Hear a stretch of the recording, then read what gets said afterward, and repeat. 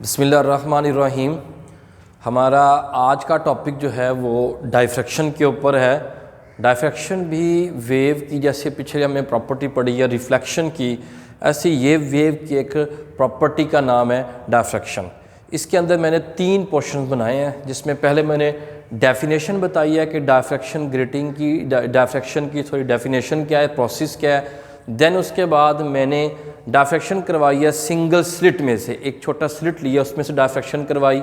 फिर उसके बाद एक डाइफ्रैक्शन ग्रेटिंग आएगी हमारे पास। ये 3 चीज़ें जो है आज हमारे पास लेक्चर में हैं, तो ज़रा गौर से देखिएगा। डाइफ्रैक्शन जो है लाइट की किस प्रॉपर्टी का नाम डाइफ्रैक्शन है?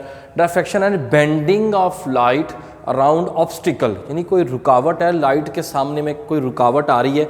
जब लाइट वेव के सामने कोई रुकावट आती है तो लाइट वहाँ से क्या करती है, बेंड कर देती है। ठीक है, bending of light around obstacles and spreading light into its geometrical shadow. जिस तरह की इसकी शक्ल है, इसके लिहाज से इसका एक शेडो बनेगा, एक इसका जो है ना साया बनेगा, इमेज बनेगा। तो ये जो लाइट का बेंड हो जाना है ऑब्स्टिकल का रास्ते में रुकावट आने की वजह से, तो ये जो बेंडिंग का phenomena that is called diffraction.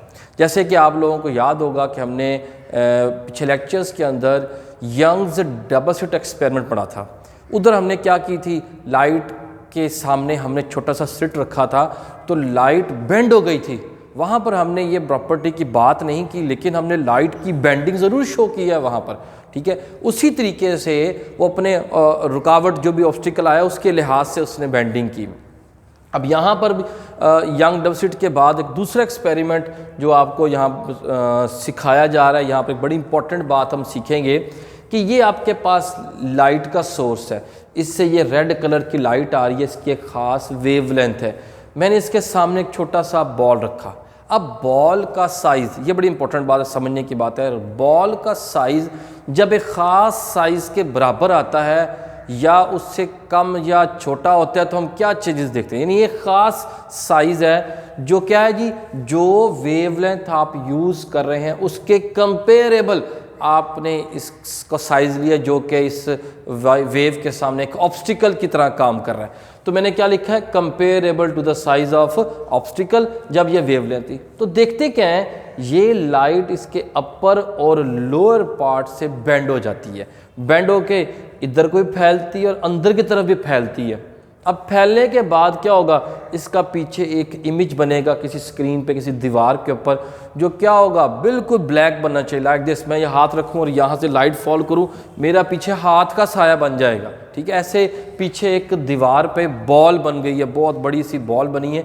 लेकिन गौर करने की बात यह है कि उस बॉल के बिल्कुल सेंटर के ऊपर लाइट आई हुई है। यानी वैसे तो इसके पीछे लाइट आनी नहीं चाहिए, लेकिन ये जो लाइट यहाँ से और यहाँ से बेंड हुई है, इन्होंने आके क्या किया है, कंस्ट्रक्टिव इंटरफेरेंस किया और इसका जो सेंटर है इसको क्या बना दिया, ब्राइट बना दिया। ये एक ख़ास सिचुएशन पर ऐसा होना है जबकि इसका साइज़ क्या होना चाहिए, वो comparable to the size of the wavelength होनी चाहिए। तो ये जो है यहाँ पर जो है क्या लेते हैं, इसको हम क्या बोल रहे हैं कि ये यहाँ पे बेंडिंग कर रही है। तो ये बेंडिंग जो है लाइट की यहाँ पे जो हो रही है, इसका नाम क्या है, डाइफ्रैक्शन। ठीक है जी, जैसे आप अपने दोनों हाथ को मिलाएं, हाथ को मिलाकर इसके दरमियान में जो छोटी छोटी लाइंस हैं, जो हाथ की लकीरें हैं, इसको आप मिलाने के बाद किसी लाइट के सामने आप ऐसे करके, लाइट के सामने ऐसे करके देखें तो आप देखेंगे कि उसमें से लाइट जब आ रही हो फैल रही होती है। वो जो लाइट का बेंड हो जाने का प्रोसेस है that is known as bending of light, known as diffraction of light, bending बोलते हैं इसको। अच्छा, अब इस बात को, ये जो डेफिनेशन है शॉर्ट क्वेश्चन आंसर में आ सकती है, इस बात को आगे लेके चलते हैं। वो क्या है जी, कि diffraction due to narrow slit. जैसे भी मैंने एक नैरो स्लिट की बात की कि इस नैरो स्लिट में जो डाइफ्रैक्शन होती है वो कैसी होती है, ये पहले छोटी सिचुएशन को समझने की कोशिश करें। जैसे आप यूँ सपोज करें कि यहाँ पर ये ऐसे जो है ना, ये वेव फ्रंट्स आ रही हैं, लाइट आ रही है। ये लाइट यहाँ से आने के बाद क्या, ये भी रुकावट, ये भी रुकावट, इधर से भी फैलेगी, इधर से भी फैलेगी। ये लाइट जब फैलती है फैलने के बाद किसी स्क्रीन पर पड़ती तो हम क्या देखते हैं, ऐसा भी देखते हैं। इसका जो सेंटर होगा, सेंटर वो बहुत ज़्यादा ब्राइट सा नज़र आएगा। जो कलर आप यूज़ करें वो कलर, अगर आप यहाँ पे येलो कलर यूज़ करें तो इसका सेंटर काफ़ी बड़ा सा येलो, ज़्यादा इंटेंसिटी वाला येलो नज़र आएगा। फिर उसके बाद यहाँ पे आपको थोड़ा सा डार्क नज़र आएगा, फिर यहाँ पे येलो पहले की बार इस पर थोड़ा सा उसकी विड्थ कम हो जाएगी, फिर यहाँ पे डार्क की विड्थ बढ़ना शुरू हो जाएगी और ब्राइट की विड्थ कम होना शुरू हो जाएगी। ये एक पैटर्न नज़र आएगा। इस पैटर्न का नाम है जी सिंगल स्लिट डायफ्रैक्शन पैटर्न। लेकिन इसमें होता क्या, कुछ वेव यहाँ से, कुछ वेव यहाँ से बेंड होकर इधर आकर मिलती हैं और कंस्ट्रक्टिव इंटरफेरेंस करती हैं। और ये एक ऐसा पॉइंट बन रहा है जो डार्क है, जहाँ पर इधर से भी वेव्स आ रही हैं, यहाँ से भी आ रही हैं, वो आकर जब मिलती हैं तो डिस्ट्रक्टिव इंटरफेरेंस कर रही होती हैं। तो जब डिस्ट्रक्टिव इंटरफेरेंस कर रही होती हैं फिर वो यहाँ मिनिमा बनाती हैं। ऐसे इस तरीके से आपके पास जो सिंगल स्लिट का जो पैटर्न है वो इस तरीके से आपके पास नज़र आता है।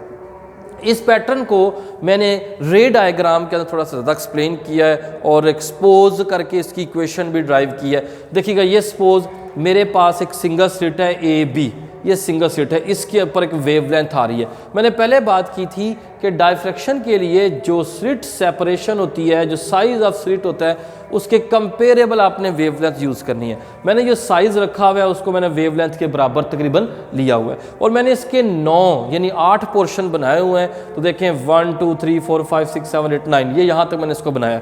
और ये लाइट यहाँ से क्या हुई है, बेंड हुई। बेंड तो हर डायरेक्शन में हुई है, लेकिन मैंने ख़ास पोर्शन में स्टडी करने के लिए ये जितना सा पोर्शन जो इधर बेंड होके आया था, इसके सामने क्या रखा, एक कन्वेक्स लेंस, ताकि हम इसको फोकस कर किसी एक पॉइंट पे जो है ना इसको ले सकें। अब यहाँ पे सपोज करते हैं कि ये पॉइंट हमारे पास आया, डार्क आया है, डिस्ट्रक्टिव इंटरफेरेंस का एक पॉइंट आ गया।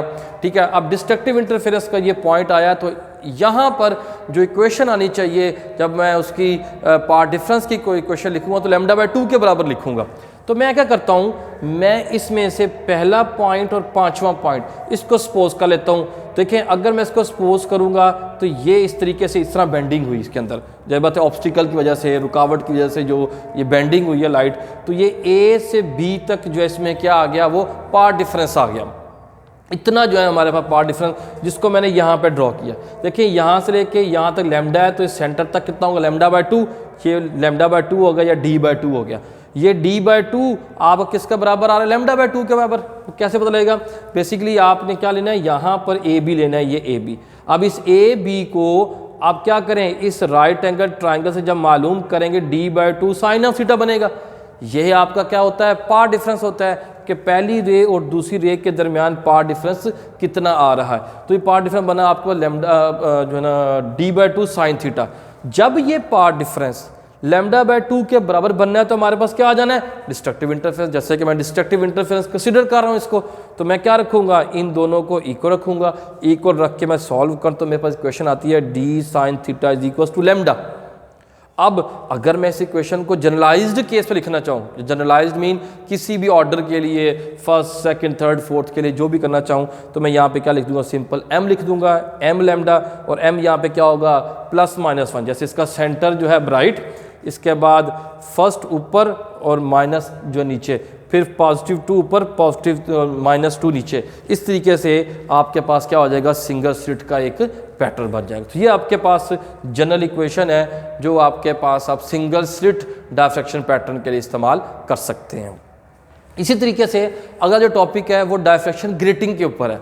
अब डायफ्रैक्शन ग्रेटिंग क्या है, डायफ्रैक्शन ग्रेटिंग बेसिकली यूँ समझें कि एक ग्लास प्लेट होती है, छोटी सी ग्लास प्लेट होती है, जिसके अंदर हमने क्या होता है, बहुत ज़्यादा तादाद के अंदर थोड़े थोड़े डिस्टेंस पर, यानी बहुत क्लोजली हमने क्या किए होते हैं, मैकेनिकली स्लिट्स को जो है ना क्या लेते हैं, हमने रोल्ड किया होता है, लगाया होता है, बनाया होता है। जैसे कि यूँ लिखते हैं कि नॉर्मली जो टिपिकली हम डायफ्रैक्शन ग्रेटिंग इस्तेमाल करते हैं 1 सेंटीमीटर के अंदर 400 to 5000 तक ये स्लिट्स जो है ना बनाए जाते हैं। मतलब है ये बहुत ही ज़्यादा क्लोजली, बहुत ज़्यादा कम स्पेस के ऊपर जो है ना ये स्लिट्स जो है ना वो जो है ना रोल किए जाते हैं। ये जो दो स्लिट्स हैं, दो कंसेक्टिव स्लिट्स के दरमियान जो डिस्टेंस बनता है that is called grating element, जैसे डिस्टेंस बिटवीन 2 एडजेसेंट स्लिट्स। और इसको मालूम करने का फार्मूला भी बड़ा सिंपल सा, अगर आप मालूम करना चाहते हैं तो आप क्या करें, टोटल लेंथ को आप जो भी लेंथ का आपने वो स्लिट लिया हुआ है, वो ग्रेटिंग एलिमेंट लिया हुआ है 1 सेंटीमीटर का, 2 का, 5 का, उसके अंदर जितने आपने वो सुराख किए हैं, स्लिट्स किए हैं, नंबर ऑफ स्लिट्स किए हैं, उन पर डिवाइड कर दें तो आपके पास क्या आ जाएगा ग्रेटिंग एलिमेंट। यानी टोटल लेंथ को नंबर ऑफ स्लिट्स पे डिवाइड करें, टोटल लेंथ को नंबर ऑफ स्लिट्स पे डिवाइड करें तो आपके पास ग्रेटिंग एलिमेंट या दो कंसेक्टिव स्लिट्स के दरमियान जो डिस्टेंस है वो डिस्टेंस आपके पास आ जाता है। अब देखें, मैंने ये सपोज किया आपको समझाने के लिए, जैसे 1 2 3 4 5, मैंने यहाँ पर 1 2 3 4 5 जो है स्लिट्स यानी आपके सामने लिखे हैं, कोई ग्रेटिंग एलिमेंट में से छोटा सा पोर्शन आपके लिए मैंने ले लिया। अब ये भी इस तरीके से बेंडिंग करेगा, हर स्लिट लाइक दिस बिहेव करेगा जैसे ये बिहेव कर रहा है। तो मैं इसमें सिर्फ समझाने के लिए 1 2 3 4 5 पॉइंट ले रहा हूँ और ये लाइट की एक ख़ास डायरेक्शन में ली, जैसे इसमें ली थी कोई डायरेक्शन, आप ये भी ले सकते हैं। तो इसके सामने लेंस रखा, लेंस ने इनको फोकस कर दिया किसी एक पॉइंट के ऊपर हमने।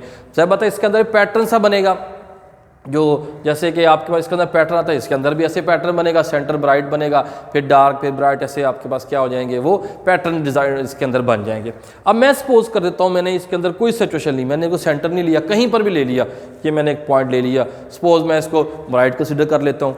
अब देखें, अगर ये ब्राइट है तो पहले और दूसरे के दरमियान जो फेज़ का या पाथ का डिफरेंस आएगा 1 लैम्डा का आएगा, फिर क्या आएगा 2 लैम्डा का, फिर 3 लैम्डा, 4 लैम्डा, ये सारे आपस में क्या करेंगे, क्योंकि इनके दरमियान जो डिस्टेंस है वो इक्वली स्पेस डिस्टेंस होता है। डी जो है जितना इसका तमाम का जो है ना डी वो क्या है सेम है। तो फिर ये इनका आपस में डिफरेंस कितना आएगा 1 वेवलेंथ का, इसका कितना आएगा 2 का, इसका 3 का, इसका 4 का, 5 का, ऐसे आपके पास सारी वेवलेंथ का डिफरेंस आना शुरू हो जाएगा।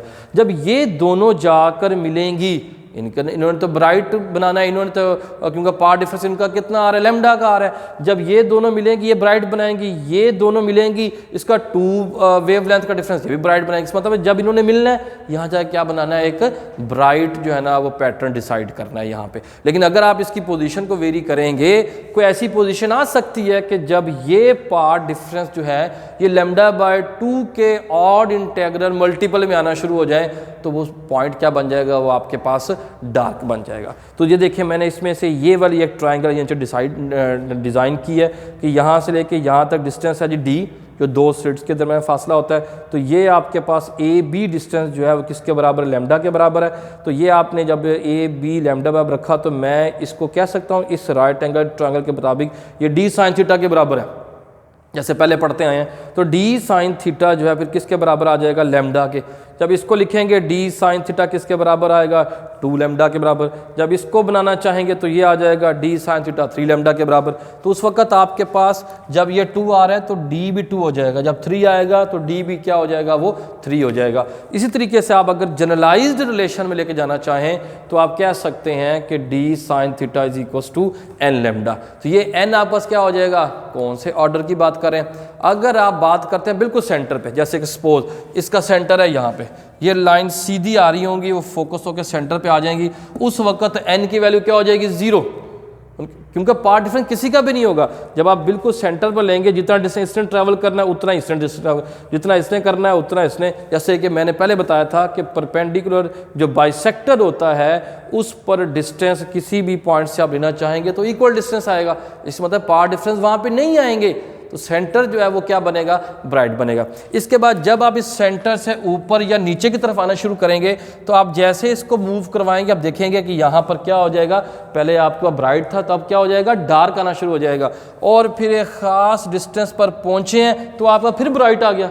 ये वही सिचुएशन है जब आपके पास ये lambda 2 lambda 3 lambda 4 lambda 5 lambda का डिफरेंस बनेगा तो पॉइंट क्या हो जाएगा, वहाँ सारी लाइट मिलकर क्या बना देंगी, ब्राइट बना देंगी, कंस्ट्रक्टिव इंटरफेरेंस कर देंगी। तो ये आपके पास क्या हो जाएगी, इसकी कंस्ट्रक्टिव इंटरफेरेंस के लिए जो है कह लेते हो जनरल कंडीशन आ जाएगी डायफ्रैक्शन ग्रेटिंग की। एंड पर आप इसके यूजेस लिखते हैं, जैसे 2 बड़े कॉमन यूज़ हैं कि हम डायफ्रैक्शन ग्रेटिंग को इस्तेमाल करके क्या कर सकते हैं, ये जो मोनोक्रोमेटिक लाइट हम यूज़ कर रहे हैं, वेवलेंथ कौन सी यूज़ कर रहे हैं, ये वेवलेंथ भी मालूम की जा सकती है। और इसके अलावा हम किसी मोनोक्रोमेटिक के अलावा कोई वाइट लाइट यूज़ करके या हम कोई भी लाइट जो जिसमें डिफरेंट वेवलेंथ्स हों, हम उसका स्पेक्ट्रम जो है ना इसे स्टडी कर सकते हैं। जैसे कि वाइट लाइट लेके आप आके डायफ्रैक्शन ग्रेटिंग रखें तो एक पैटर्न बना देगा, कलर पैटर्न बना देगा, उस कलर पैटर्न को भी हम इसकी वजह से स्टडी कर सकते हैं। ये आपके पास डायफ्रैक्शन है जो कि शॉर्ट क्वेश्चन आंसर के लिए बड़ा ही इंपॉर्टेंट है। इसको अच्छे तरीके से आप इस पर गौर करें, समझें, और किसी किस्म का क्वेश्चन हो तो कमेंट सेक्शन में आप इसका क्वेश्चन लिखें। Thank you very much.